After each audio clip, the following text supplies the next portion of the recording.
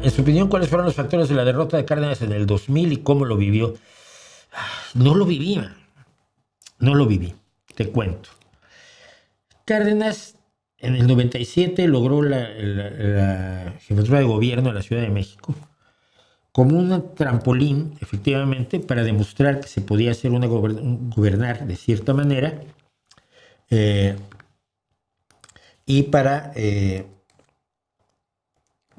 tener una presencia más sólida después del desastre pues, de 1994, cuando entre los componentes de Diego Fernández de Ceballos con Zedillo y la aparición del zapatismo, pues se perdió la elección, ¿no?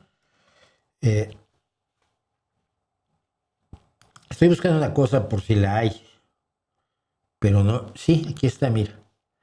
Entonces, cuando yo estaba en la campaña de Cárdenas, siempre trabajé sin sueldo, y lo he dicho muchas veces.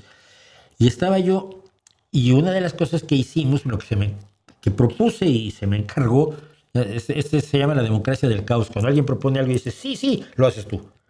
Nunca propongas nada en estas organizaciones porque te lo acabas haciendo tú. Y dije, vamos a hacer un libro contando lo que se hizo en solo año y medio en la Ciudad de México. No son las grandes epopeyas políticas que se inventaba López Obrador, no. ¿Qué se hizo en cuestión de agua en las zonas donde no había abasto de agua potable? ¿Se avanzó, no se avanzó? ¿Cuánto se avanzó? ¿Cómo se avanzó? En pavimentación, en el facilitamiento del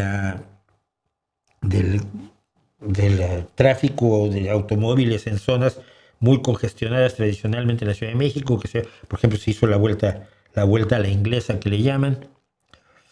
Era un resumen de año y medio de gobierno en la Ciudad de México, demostrando que se puede gobernar bien y administrar bien, pero son esas cosas que no son épicas, son las cositas cotidianas que ayudan a la vida cotidiana de los mexicanos.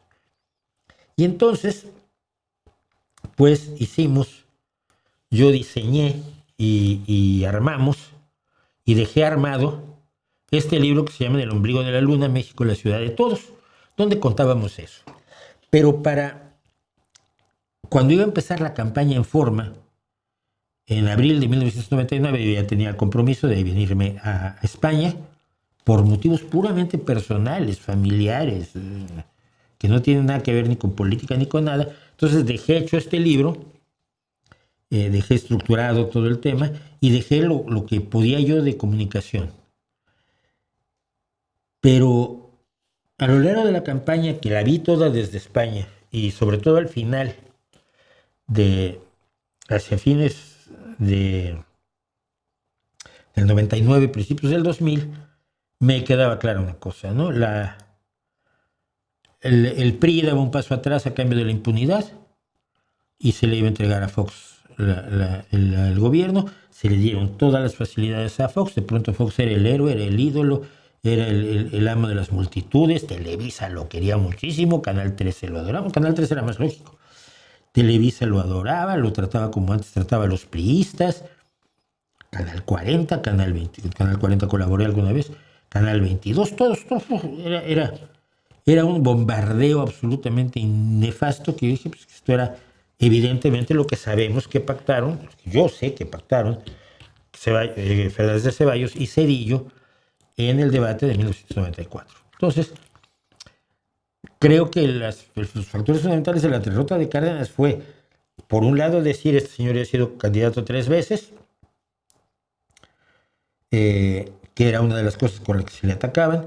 De otra parte, fue echar toda la carne al asador del lado de Fox francamente, con un candidato muy débil por parte del PRI, que sabía que iba a eso. Es como los que van al box a perder, ¿no? Te van a pagar un dineral y lo vas a pasar bien el resto de tu vida, pero aquí te caes en el cuarto round y no vuelves a abrir los ojos hasta que estés de regreso en el vestidor que te lleven en la camilla, ¿no? Es lo que hizo la Bastida. O por lo menos así lo veo yo.